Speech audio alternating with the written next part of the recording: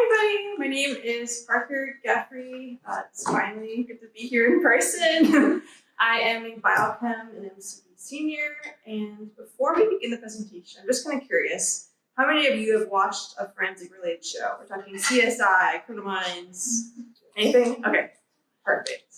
Great. So today I'm going to kind of tell you the story of what happens when an entire field of science receives kind of the Hollywood treatment. Perfect. So I just want to run a quick kind of fiction versus fact session with you guys about forensic scientists, what they are, what they're not.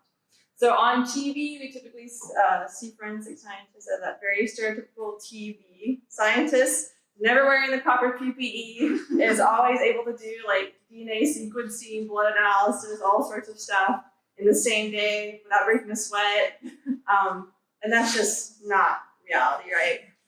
And so what we might not know is that forensic scientists actually don't go out and collect their own evidence. That's very much a TV trope. And that's usually resigned to other units like crime scene response or evidence collection unit. These forensic scientists are very specialized in one type of evidence. So one scientist might just work on DNA, one might work on blood samples, et cetera, et cetera.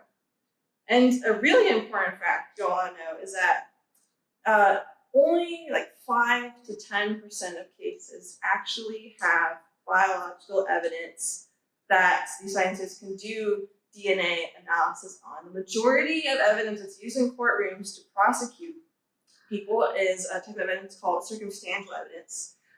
So that's something like CCTV footage of a suspect near the crime scene, or a fingerprint that's on a cup a mile away from the crime scene.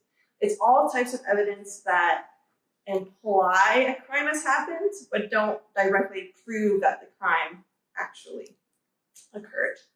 So, with all of that background for a little bit about what forensic science is about, what is the CSI effect? So, in the early aughts, kind of 2010s-ish, the CSI effect was this hypothesis that because there's these television programs out there that wildly exaggerate and glorify forensic scientists, these shows will in turn affect the public, and in turn the trials that they're involved in by either burdening the prosecution by creating greater expectations about forensic scientists that won't actually deliver, or it's going to maybe burden the defense by creating exaggerated faith in a lot of these tests. And why was this so scary to a lot of defense attorneys and prosecutors at the time? I think it's kind of hard to remember that CSI was a huge, worldwide phenomenon. These shows were everywhere. And I think they recorded at the time, peak viewership for the show worldwide was 63 million viewers worldwide. And so they were very scared about how these shows could influence the general public. And they voiced out their opinions, and eventually the media kind of picked up on this effect. And the big kind of fear-mongering claim they made was, well, because all these jurors are expecting so much from these forensic crime labs, they're going to be releasing defendants that are actually guilty because the scientific evidence that they want is just not there for them to prosecute people. So there's a lot of scary stuff that was going on in the media. But what was actually happening visibly? So we see that the forensic crime field just explodes in colleges. People are all excited. They want to be these CSI scientists. They start enrolling in tons of programs, they get involved. And because the media is kind of pumping out this effect, there's actually kind of a reactionary change that's happening in the courtrooms. Prosecutors start demanding redundant testing. So let's say you have DNA of a suspect on the scene. Maybe your prosecutor will say, well, that's not enough. I want you to get the hair analysis, the fiber analysis, everything. So it puts more responsibility on the lab. It makes cases much slower. Some courtrooms start excluding certain types of jurors because based on their viewing habits, if you watch a lot of CSI, maybe your court won't let you attend jury duty. And when there's more science being introduced into the courtroom, right, you need to prep your juries much longer. Your juries are comprised of the general public, all sorts of people from different audiences. A lot of them don't have a science background, and imagine trying to explain like DNA analysis in like 5 minutes to someone that's never even really understands DNA. It's quite difficult. And this is all happening like 2009, 2010 at a time where like the government is reviewing forensic labs nationwide. So all these forensic labs from state to state are different. They're not federally regulated anyway.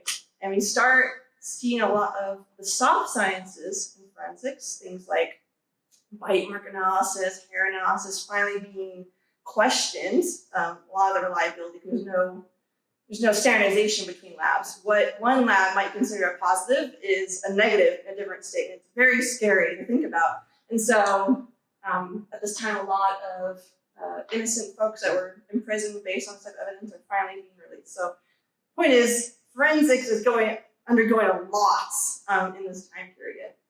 So is there any empirical evidence that showed that watching CSI shows was affecting like jury's perceptions of scientific evidence? No, not really. There really wasn't much of a change at all. This is quite interesting.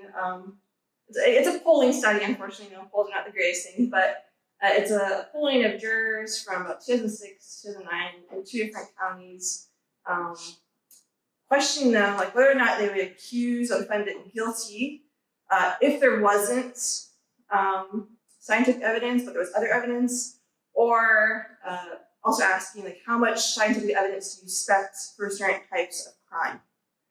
And so really what they saw was that these juries will still consider someone guilty as long as there's testimonial evidence. So like you actually have a witness that's seen the crime or victim impact statements, along with maybe some little bit of circumstantial evidence.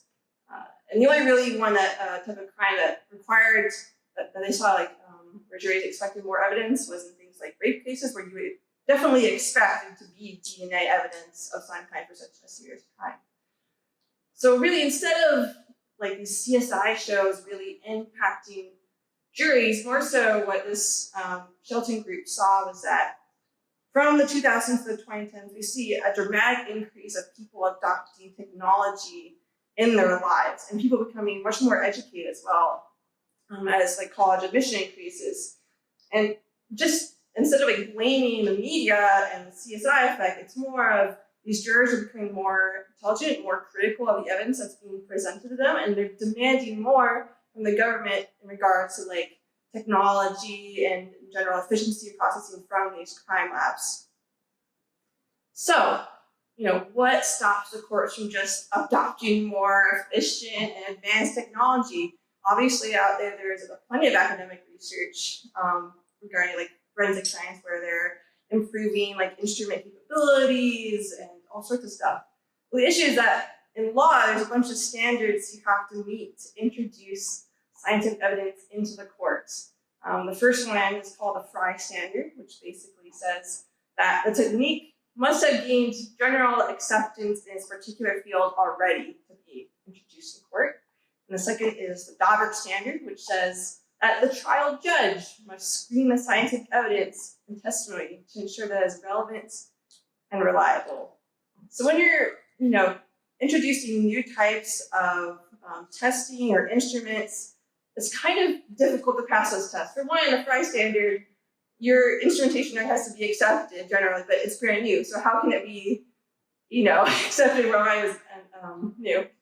And then regarding the Daubert standard, you have to have a trial judge who doesn't have a scientific background, maybe is not quite as eligible to judge the validity of scientific standard, right? So it's quite an interesting balancing act here, and I think this quote sums it up best, that forensic evidence really needs to be scientifically rigorous, obviously, because it is sometimes a life or death situation when it comes to prosecuting someone, but also to be readily accessible to pretty much everybody that's not in the scientific community.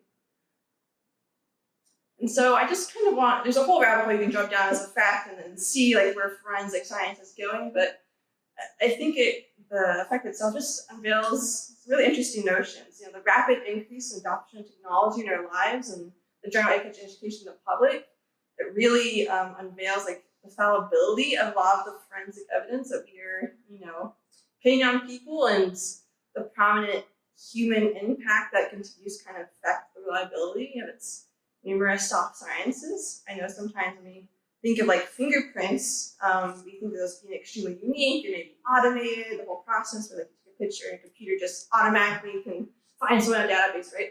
But in reality, it's actually a human matching patterns and then claiming that the evidence is exactly the same as the pattern. So there's a lot of human stuff, considered, but also more so, it really provides a cautionary tale of what can happen when there's a critical miscommunication between the scientific community and the public. And I think more and more we're seeing is that instead of like us scientists being nose deep in our jargon in our communities, for our science to really have a real impact, we have to be able to translate it and explain it well to the public so that it can actually, have a lasting impact on our general lives. So it's just interesting to think